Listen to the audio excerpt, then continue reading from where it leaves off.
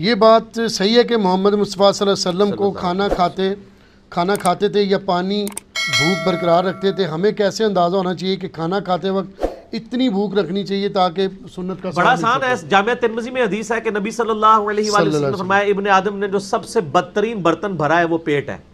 اس کے لیے لازم، اس کے لیے تو یہ کافی تھا کہ وہ اپنے بھوک کے 3 حصے کرتا، ایک روٹی کے لیے، ایک پانی کے لیے اور ایک ہوا کے لیے. تو بڑا آسان طریقہ ہے.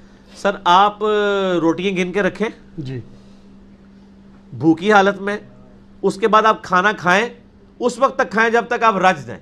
تو آپ گنے آپ نے کتنی روٹیاں کھائی ہیں. اگر 3 کھائی ہیں تو اس کا مطلب ہے آپ کو 1 روٹی کھانی چاہیے، 1 روٹی کے بعد پانی اور 1 چھوڑ دینا چاہیے. بڑے آرام سے کیلکولیشن ہو جائے گی. لیکن اگر آپ 3 ہی کھا لیتے ہیں پوری، یہ گناہ ثواب کا معاملہ نہیں ہے، صرف اس کو ناپسند کیا گیا.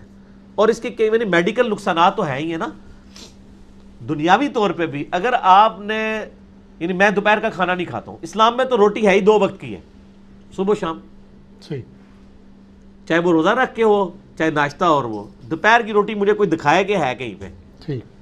ابھی بھی گاؤں ایریا میں لوگ 2 وقت کی روٹی کھاتے ہیں، فجر کے بعد ناشتہ کر لیتے ہیں اور مغرب سے پہلے رات کا کھانا کھاتے ہیں.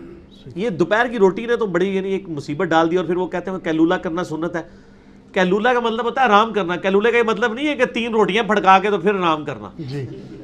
ظاہر ہے جو صبح فجر کے وقت اٹھا ہوا ہے مزدور، وہ 12 بجے تک جب حلوائی کرے گا تو اس کو دن کو نیند تو آئے گی؟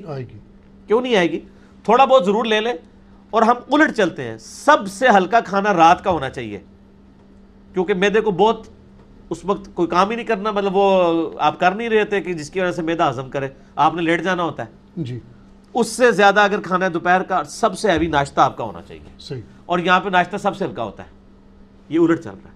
تو میں الحمدللہ ناشتے میں 1 پراٹھا یا 1.5 پراٹھا کھا لیتا ہوں، شام تک آرام سے گزارا ہو جاتا ہے. اور پھر کم کھانے کا آپ کو یہ فائدہ ہے، اگلی دفعہ جب آپ کھانے کے لیے بیٹھتے ہیں آپ کو کھانے کا مزہ آتا ہے. آپ رج کے دیہڑی بھی کھاتا ہے تسی. اور اکثر مغرب ٹائم کہہ رہے ہیں بھوک ہی کوئی نہیں ہے، ان کو پوچھو 4 گھنٹے پہلے تو تم نے اتنا کھایا ہے، بھوک کہاں سے آئے؟ ٹھیک ہے.